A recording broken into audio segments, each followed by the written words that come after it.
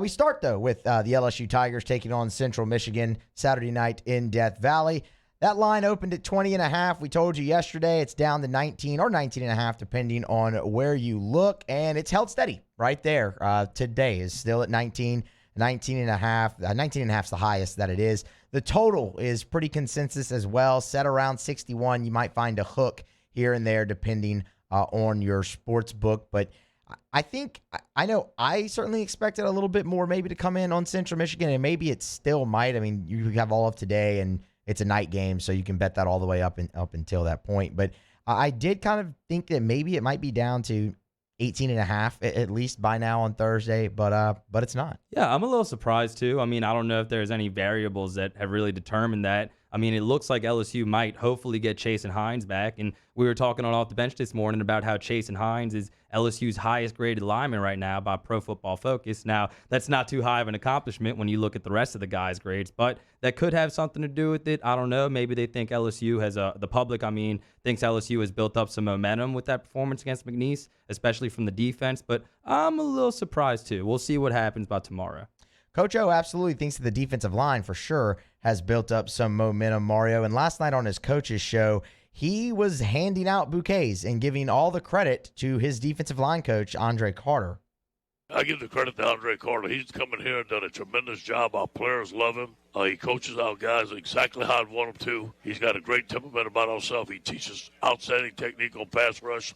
Andre Anthony's playing his best ball. B.J. Ujulari's playing his best ball. Jacqueline Roy's coming along. All those guys are getting better under him. It's kind of something we talked about a little bit earlier in the week, too, Mario, is that, with the play, and you see guys like Mason Smith already coming along. He mentioned Jaqueline Roy there, who was the highest graded interior defensive lineman in the country by Pro Football Focus College through the first two games.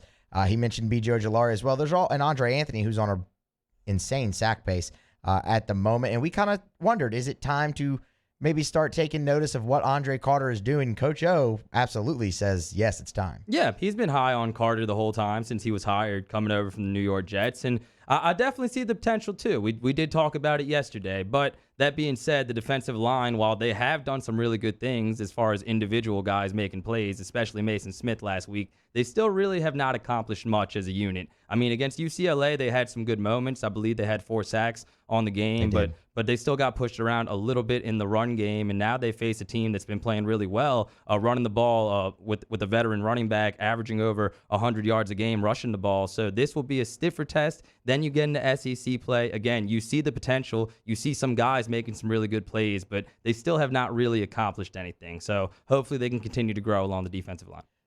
Continuing to grow, continuing to improve. That's always going to be a theme when a team starts 0-1 and then moves on to 1-1, right? The old cliche, you make the most improvement from week 1 to week 2. But Coach O says now that that's in the rearview mirror, they're focused on improving week to week.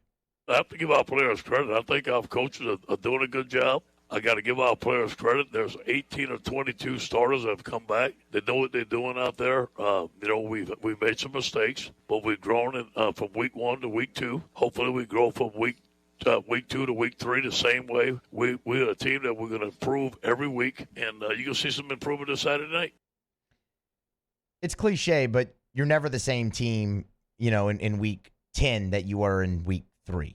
For sure. Everyone's going to get better in some facet of the game, and that's really what it comes down to for LSU moving on. We said it after the UCLA game, Mario. You're not going to really learn much about LSU against McNeese or Central Michigan, but they can still take steps. They can still improve. Where you're going to see if they really have taken those steps, if they really have made that improvement, is when they head to Starkville, Mississippi to face the Bulldogs. Yeah, we talked about it since the loss to UCLA.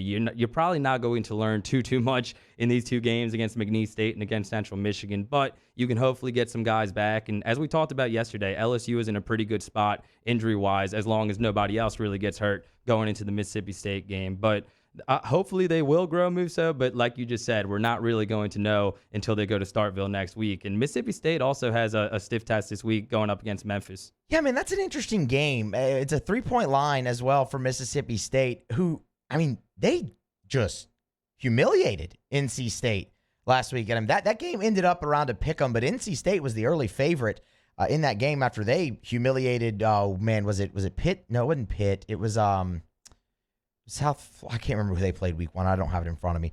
But they won 45-0 or something like that. It was a Thursday night that opened college football. And Mississippi State, sluggish against La Tech, but destroys NC State. I'm curious to see if they can carry that momentum in. This might not be the Memphis teams of old, I guess, or maybe even as 2 years ago. Yeah. But Memphis still normally has some pretty good players, and they're a scrappy bunch. Yeah, they're not the Memphis with Paxton Lynch running Right. around, like you said, but that's still not an easy place to play. And as far as Mississippi State carrying the momentum over, maybe, but I still remember seeing the game 2 weeks ago when they struggled mightily against La Tech and probably should have lost that game. So Mike Leach's teams, going even back to last year, Musso, when they started really well with that win against LSU, they tend to be hot and cold. So as bad as LSU's offensive line is, we'll see if Mississippi State can find some consistency against Memphis. That's a tough spot. It is. Bringing it back a little bit to this week, one of the big storylines has obviously surrounded running back with John Emery's situation, but also Trey Bradford. Coach O said on Monday that they were very hopeful that they might have Bradford eligible by the end of the week and that he could play. Last night on his radio show, he gave another update on Kevontre Bradford. We're going to find out Friday if he's eligible. Obviously, he transferred back in. We have a waiver into the NCAA. We haven't heard anything. He's practiced this week. He's ready to play. I don't know if he's going to play. We should find out something Friday. So Friday is going to be the day. I mean, if you hear something, he's playing. If not, he probably isn't going to play. Yeah, and if he can play Musso, even if he's not as close to 100%, I hope LSU is still able to get Bradford in the game. I think the offensive line could use as many reps together as a unit as they can get. You can tell that they were really out of sorts from the beginning of the season, not only because of the injuries, but because of all the different combinations along the offensive line that those injuries forced throughout training camp. So this line, they kind of need Jesus. They need a lot, but they need some continuity, and it would be nice to get Bradford and Hines both back for LSU. It would be very nice to get both of those guys back. We did get to hear from the leader of the Central Michigan Chippewas, Jim McElwain. Now, this is their second game of the season against an SEC opponent. They faced Missouri in Como week number 1. Lost that game only by 10, and really were, giving it to Mizzou for 60 minutes, man. They hung around the entire time.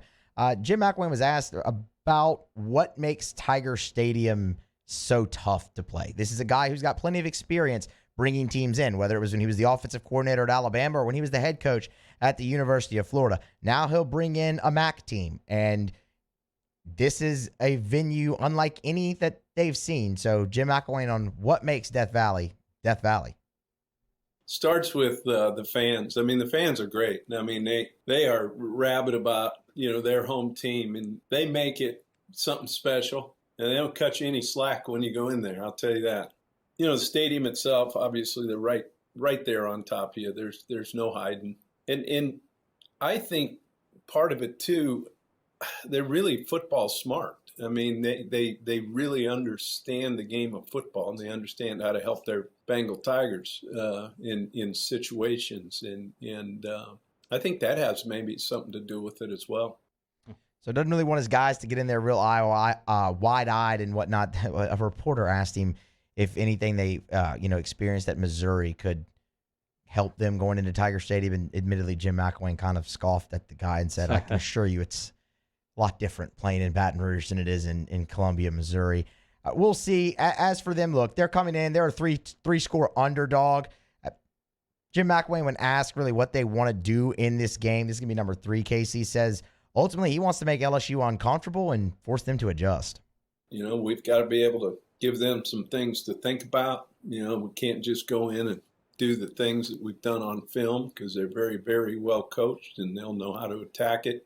So for us, giving them some different looks offensively and defensively and in the special teams, you want to make them have to sit there and make some adjustments, and that's something we've got to do a good job of this week. Yeah, spoken like a real experienced coach. He knows that. That's a guy that's coached at some very prominent programs, including Alabama as a coordinator and Florida as a head coach, although it didn't really go that well. But he knows he's at a disadvantage from talent. That's why he's talking about the beginning of the game and giving LSU some looks that they maybe have not seen before, because Jim McElwain knows that for his Chippewas to have any chance in this game, they're going to have to get off to a good start. They're going to have to force LSU to have that oh no feeling that we can really be in danger of losing this game, and get the crowd to sit on their hands a little bit more because, as I said, I expect a bigger crowd in Tiger Stadium this Saturday. So the start of this game will be crucial for the Chippewas, as Ole Mac just said there. And, I mean, of course, obviously, you always want to force the opposing team to adjust. You're never just going to go in there and run whatever from week to week. You always implement new things in the game plan. I'm more interested into how LSU does adjust because adjustments have been a problem for this team dating back to last year. So, I mean, they were a problem against UCLA.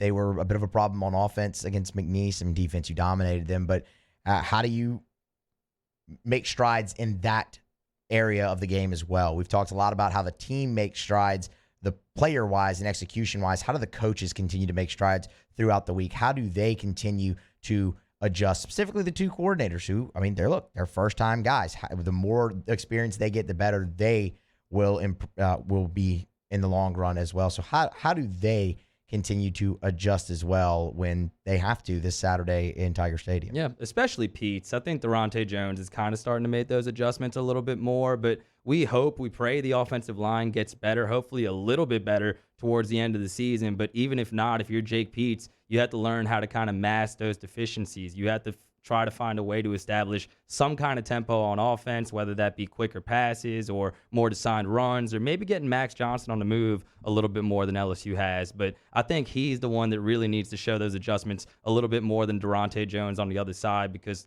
as I said, hopefully the O-line gets better, but if not, you need to find other areas of the offense to utilize in order to mask that deficiency. LSU and Central Michigan Saturday night in Death Valley, 6:30 kickoff on the SEC Network.